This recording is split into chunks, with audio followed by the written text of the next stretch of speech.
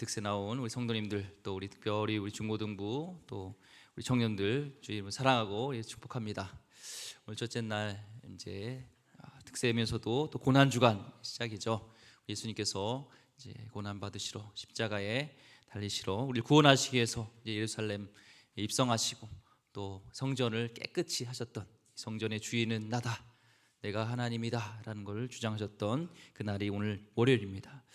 오늘 특별히 주시는 우리의 마음은 이 하나님을 기뻐하는 것입니다. 우리가 가운데 빼앗겼던 하나님의 기쁨, 주님으로 기뻐하는 근원적인 그런 기쁨을 회복하길 소망합니다.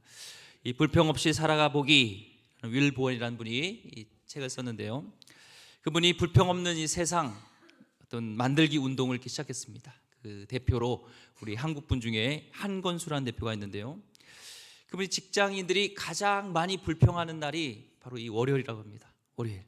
그리고 자살률이 가장 높을 때도 월요일, 또 아침 9시부터 10시까지라고 해요. 오늘 무슨 요일이에요? 월요일입니다. 가장 뭐하기 좋은 날이에요? 불평하기 딱 좋은 날이에요. 아유, 이게 또 월요일 시작이네, 시작이야, 이렇게 생각하면서 불평과 불만이 많을 수가 있습니다. 과연 우리는 불평 없이 살아가고 있는지, 우리 입술의 열매가 감사함으로 나오고 있는지 한번 돌아봤으면 좋겠어요. 저도 내 입술에, 또 내 얼굴에 주님으로 인해서 주님이 나의 구원하시고 주님이 나와 함께 하시고 하면 좀 기뻐해야 되는데, 이 얼굴이 시무룩한 내 거울을 보면서 심각하다 이런 생각을 하겠습니다. 묵상하면서, 하나님, 우리가 이 고난 주간에 어떠하길 원하십니까? 어떤 마음을 살기 원합니까? 기도할 때 하나님이 기뻐하라 라는 마음을 주셨어요. 그것은 주님으로 기뻐하는 거죠. 예수님께서 고난 받으심으로 우리의 모든 죄와 허물을 주님께서는 다 도말하셨습니다. 우리는 구원받았습니다. 그러니까 우리는 기뻐할 수밖에 없는 거죠. 왜 우리 입술에는 이 불평을 달고 살까요? 우리에게는 시편 기자는요, 오늘 충고합니다. 1절 말씀 우리 읽겠습니다. 1절 시작. 악을 행하는 자들 때문에 불평하지 말며 불의를 행하는 자들을 시기하지 말지어다. 아멘. 이 불평의 원인이요, 이 고난만 있어서가 아니에요. 이 시편 기자는 얘기하는요, 이 시편 기자의 저자는 이 다윗시자는요, 그거는 바로 악인들의 형통함 때문이에요. 7절 말씀도 보면은 한번 읽겠습니다. 7절도 시작. 여호와 앞에 잠잠하고 참고 기다리라. 자기 길이 형통하며 악한 꾀를 이루는 자 때문에 불평하지 말지어다. 아멘. 내 어떤 고난, 나의 손해, 이거보다도, 거기에 분노하기보다 우리가 힘들어하는 것이 아니라 바로 악한 자, 악을 행하는 자들의 성공, 그들의 이 잘됨으로 인해서 우리에게 분노하고 이 고통이 심한다는 거예요. 솔직히 생각해 보세요. 이 악인들이 잘 되고 악한 행을 행하는 사람들이 잘 될 때 이런 마음은 어때요? 잘 됐다, 너무 감사하다 그러나요? 아니면 하나님 정말 살아계십니까? 하나님 공의로우신 하나님 맞습니까? 하면서 우리 가운데 불평과 이 원망이 찾아온다는 것이죠. 어떻게 하나님이 살아계시다면 저런 악한 자를 가만 놔둘 수 있습니까? 어떻게 저런 악한 자들을 잘 됩니까? 하면서 우리 가운데 불평, 불만이 나타나는 거죠. 우리 이 시편 기자는 그것을 얘기하고 있습니다. 그런데요, 성경은 말씀합니다. 불평하지 마라. 왜요? 2절 말씀 읽어보겠습니다. 2절 시작. 그들은 풀과 같이 속히 배임을 당할 것이며 푸른 채소같이 쇠잔할 것이므로다. 아멘. 이 풀과 채소의 특징이 뭐예요? 뭔지 아세요? 풀과 채소의 특징은요, 빨리 자란다는 거예요. 빨리 자라요. 이 비 오고요, 봄 같은 데 되면요, 이 새순이 올라오다가 하루 확 올라와요. 근데 특징이 빨리 자라지만 또한 무슨 특징이 있냐면 수명이 오래 가지 않아요. 한철이라든지 한철도 안 돼서 그냥 그 식물은, 채소는 없어져 버립니다. 죽어버립니다. 악인들의 형통에 대해서 너희는 오래 가는 것 같지만 하나님 보시기에 그거는 잠깐이라는 겁니다. 불법을 저지르는 자들을 반드시 하나님께서는 심판하시니까 그것 때문에 불평하거나 그것 때문에 원망하지 말라는 거예요. 결국 악인은요, 풀과 같이 세잔해야 된 줄 믿습니다. 우리는 하나님을 기뻐하는 자는요, 불평 불만을 하지 않는다는 거예요. 어떤 상황에도요, 하나님으로 기뻐하는 자는 우리 가운데 불평이 사라지게 됩니다. 오늘 다윗은요, 여호와를 기뻐하라 얘기했죠. 여호와를 기뻐하는 것은 첫 번째는 뭐예요? 내 안에 불평을 안 하는 겁니다. 오늘 불평, 불만 같은 것들을 다 내려놓으시고 우리 고난주간에 하나님으로 기뻐하시기를 간절히 소망합니다. 또 여호와를 기뻐하는 것은요, 내 느낌, 내 감정, 이걸 뛰어넘어서 기뻐하는 것이요, 진짜 여호와를 기뻐하는 거예요. 그렇게 사는 게 솔직히 어려워요. 어렵죠. 그렇죠? 우리 중고등학교 벌써 얼굴에 근심이 있으면서 어려워요 딱 그러잖아요. 다음에 또 학교 가야 되고 또 입시, 또 취업, 여러 가지들이 우리 환경 속에서요, 감정적으로 참 기뻐하기 어렵습니다. 오늘 이 시편 기자, 여호와를 기뻐하라, 이걸 얘기하는 이 저자는요, 다윗이에요. 다윗의 삶을 우리 잠깐 나누고 싶습니다. 그는요, 왕으로 기름을 발아요. 그런데 전쟁에 나가서 승리를 하네요. 그러니까 사람들이 이 사울은 천천히요, 다윗은 만만이라 하면서 사무엘상 18절 7절에 보시면 그렇게 막 고백을 해요. 그러니까 이 사울이 이 시기 질투를 하게 됩니다. 그러면서 이 악신이 임하면서 막 힘들어요. 그때 다윗을 불러서 다윗이 이렇게 하프를 키니까 이 악신이 떠나가게 됩니다. 그런데 그는 호의를 베풀었어요. 그는 잘 섬겼어요. 근데 그때 이 창을 던집니다. 그것도 2번이나. 얼마나 세게 창을 던졌냐면 이 벽에 박힐 정도예요. 창이 던져가지고 벽에 박힐 정도로. 이 하나님의 은혜가 아니었으면요, 다윗은요 즉사했습니다. 죽었습니다. 그러고 나서 사울은요, 그냥 끝나는 게 아니라 모든 군대를 동원해서 이제는 이 목표가 생겼어요. 뭐요? 다윗을 죽이려고 하는, 끝까지 죽이려는. 10년 동안 이 다윗은 사막을 다니면서 광야를 헤치면서 그는 쫓겨다니는, 숨어 지내는 인생을 살게 됩니다. 얼마나 힘들었으면요, 원수의 나라였던 블레셋에 가요. 블레셋에 가서 거기서 좀 이렇게 살려고 들어갔는데 블레셋 사람들이 쟤 골리앗을 죽인 애야, 골리앗 우리 장수를 죽인 애야 얘기를 해가지고요, 이 다윗이 죽을 뻔합니다. 그때 다윗이 그래도 지혜를 주셔서 어떻게 하냐면 침을 질질 흘려요. 침을 질질 흘리고 이 손으로 막 벽을 박박 긁으면서 한마디로 미친놈처럼 행동을 합니다. 그때 이 왕이 뽀록이 안 났어요. 왕한테 뽀록이 안 났어요. 그래가지고 살아서 다윗이 간신히 목숨을 이렇게 부지하는 그런 인생을 삽니다. 그런데 오늘 다윗은요, 뭐라고 하면 그런데도 여호와를 기뻐하라 말씀하고 있습니다. 또 어때요? 이 다윗처럼 배신을 많이 당한 경우도 없어요. 그럼 배신 당해봤습니까? 뒤통수 맞아봤습니까? 그런데 이 다윗은요, 믿었던 아히도벨이라는 그런 자기의 부하한테요 배신도 당합니다.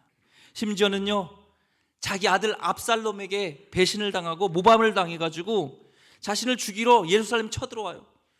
근데 아들하고 싸울 수 있어요? 아들하고 싸웁니까? 여러분, 아버지하고 싸웁니까? 고개를 안 져잖아요. 안 싸우잖아요. 싸울 수 없잖아요. 이 다윗은 그냥 이 예루살렘 쳐들어올 때 도망갑니다. 신발도 신지도 못하고 얼굴을 가리고 울면서 그는 예루살렘을 떠나야 했습니다. 그때 이 다윗의 심정은 어땠을까요? 또 그 끝이 아니에요. 일개 하나의 백성인 이 시므이는요, 다윗을 떠나가는 그를 보면서 돌을 던지면서 막 그를 저주했습니다. 피를 흘린 자여, 사악한 자여, 가거라 하면서 막, 왕인데 일개의 한 사람이요 그를 돌을 던지면서 막 그를 저주합니다. 근데 이 다윗은요, 여호와께서 이 모든 것들을 통하여서 내게 갚아주시라 하면서 거기서 불평불만하지 않고 이렇게 떠나가는 모습을 보게 됩니다. 다윗 주위에는요, 정말 까닭없이 미워하고 죽이려고 했던 사람들이, 악한 자들이 굉장히 많았습니다. 다윗에게는요. 하지만 다윗은 여전히 여호와를 기뻐하라 라고 고백하고 있습니다. 우리 따라했으면 좋겠습니다. 여호와를 기뻐하라. 자신의 인생 가운데요, 우리 인생 가운데 고난이 없어서가 아니에요. 날 죽이려 하는 그런 자들이 진을 쳤지만, 그렇게 둘러싸여 있지만 이 다윗은요 거기에 불평하지 않고 여호와를 기뻐하러 외치고 있습니다. 다윗에게서 우리가 주목해야 될 그런 특징이 있어요. 그것은 뭐냐면은 다윗은 하나님은 언제나 우리의 문제보다 크시다는 사실을 항상 기억했습니다. 우리 청소년들, 청년들 기억하세요. 우리 하나님은요, 우리의 모든 문제보다 크신 분인 줄 믿습니다. 우리의 상황을 뛰어넘어서 더 적극적으로 여호와를 이 다윗은 기뻐했습니다. 이 자신의 삶에요 고난이 없어서가 절대 아닙니다. 완전한 삶을 살아서가 아닙니다. 그 기쁨의 근거가 환경이 아니라 바로 여호와 하나님이었기 때문에, 이 다윗은 이것을 알았기 때문에 오직 유일한 기쁨의 근거인 여호와를 기뻐하라고 말씀하고 있습니다. 하나님이 자신의 모든 영역을 온전하게 다스린다는 깊은 확신 속에서 그는 기쁨을 표현했던 것이죠. 이 성경에 그렇게 고백했던 또 다른 선지자가 있습니다. 누구냐면 하박국 선지자인데요, 이 호박국이 아닙니다. 이 하박국입니다. 그는 하나님을 거부하고 이 백성을 압제한 악한 왕들 때문에 이제 유다해가 하나님의 징계에 내릴 것을 알게 되었어요. 그것을 예언하면서도 그 징계로 괴로워하면서도 그는 하나님을 바라보면서 이렇게 고백합니다. 하박국서 3장 17절 18절 말씀. 비록 무화과 나무가 무성하지 못하며 포도나무에 열매가 없으며 감람나무에 소출이 없으며 밭에 먹을 것이 없으며 우리의 양이 없으며 외양간에 소가 없을지라도 나는 여호와로 말미암아 즐거워하며 나의 구원의 하나님으로 말미암아 기뻐하리로다. 아멘. 우리 이런 고백이 있어야 됩니다. 내가 구원의 하나님으로, 내 기쁨의 근원은 하나님입니다. 그래서 주님으로 즐거워하길 소망합니다. 이 막스 러너라는 사람은요 이렇게 얘기했어요. 지금 우리는 과거의 어느 때보다도 더 많은 자유를 누리고 행동을 규제받지 않고 살아간다는 거예요. 그런데 참으로 충격적인 것은 우리가 마음대로 생각하고 행동하고 옮겨다니는 자유를 누리면서도요 우리 안에 기쁨이 없다는 거예요. 역설적이라는 거예요. 자유를 통해서 마음껏 기쁨을 취하는데도 도리어 우리에게는 기쁨이 없다는 이 시대를 그래서 기쁨을 잃어버린 시대라고 얘기를 합니다. 여러분 한번 돌아봤으면 좋겠어요. 왜 나에게 기쁨이 없는지, 왜 나에게 이렇게 자유가 있고 많은 것들이 있는데 왜 기쁨이 없는지요. 우리 인간의 욕망은요 밑빠진 독과 같습니다.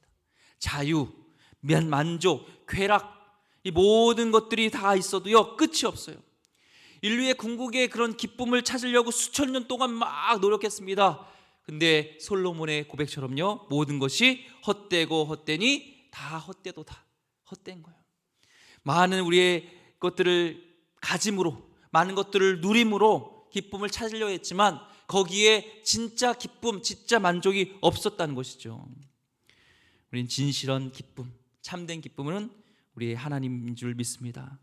오늘 4절 5절 말씀을 보니까요 또 여호와를 기뻐하라. 그가 내 마음의 소원을 이루어 주시리로다. 내 길을 여호와께 맡기라. 그를 의지하면 그가 이루신다는 거예요. 여기 중요한 원리가 있어요. 뭐냐면 마음의 소원이 아니라, 마음의 소원을 이루어주면 내가 기뻐하리라가 아니라 여호와를 기뻐하는 것이 먼저예요. 우리는 마음의 소원을 들어주시면, 내 소원을 들어주시면, 내 기도에 응답해 주시면, 나의 문제가 해결되면 기뻐하겠노라 얘기하는데 아니에요. 다윗은 먼저 기뻐하겠다는 것을 근원을 여호와로 인해서 기뻐하겠다라는 겁니다. 우리 문제가 해결받고 우리 소원이 들어주면요 기뻐할 수 있죠. 춤도 출 수 있죠. 그렇죠? 우리 중등 우리 청년들 소원이 뭐예요? 좋은 대학 가는 거? 또 뭐예요? 그런 것들이 있잖아요. 그런 것들을 이루어주면은 내가 기뻐하겠습니다, 춤추겠습니다, 이게 아니라는 겁니다.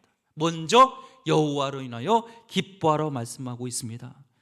우리 하나님을 통해 내가 원하는 일이 일어나길 바라는 것, 우린 순서를 바꾸어야 한다는 것을 말씀하고 있습니다. 여호와를 기뻐하는 것, 이것이 우리 삶 가운데 축복의 시작인 줄 믿습니다. 우리 주님 안에 있는 구원, 영원토록 주님과 함께할 그 영원한 생명과 자유, 하나님의 자녀된 예수님께서 십자가에서 돌아가심으로 인해서 우리에게 영원한 생명을 준 것, 그것이 우리에게 참된 기쁨이라는 거예요. 그 기쁨을 놓치면요 모든 것을 놓치게 됩니다.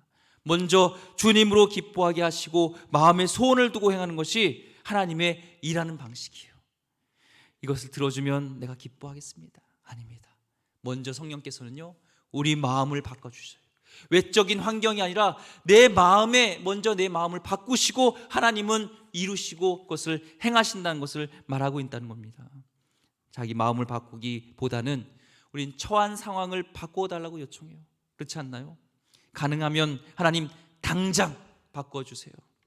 기도하기만 하면 모든 근심과 걱정이 사라지고 곧바로 우리의 형통이 다 대로가 열릴 것처럼 이렇게 생각합니다. 그러나 하나님은 변화된 내 생각에서부터 그분의 역사를 시작하신 줄 믿습니다.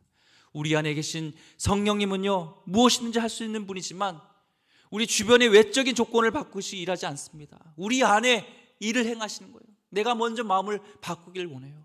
고난주간에 우리는 우리 마음이 먼저 바꾸길 원합니다. 저도 마음을 묵상하면서, 이 말씀을 묵상하면서 내가 정말 주님으로 기뻐했는지, 아니면 내가 외적인 환경 때문에 기뻐했는지를 돌아보면서 다시 한번 주님으로 기뻐하는 시간이 되겠다라는 것을 묵상하게 됐습니다. 우리가 새해가 되면요, 이 소원을 빌죠. 어떤 소원을 비나요? 가족의 건강, 취업, 결혼, 대학 입학, 뭐 이런들 우리 삶 속에서 막 이런 것들을 소원을 빕니다. 그렇다면 우리는 하나님을 믿는 우리에게 진짜 소원은 무엇이어야 될까요?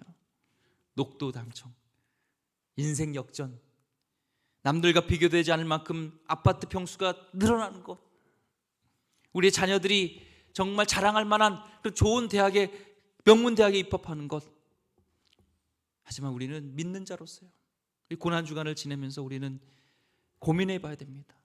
어떤 것이 진짜 하나님이 기쁨이 될 수 있을까를 우리는 고민해 봐야 됩니다.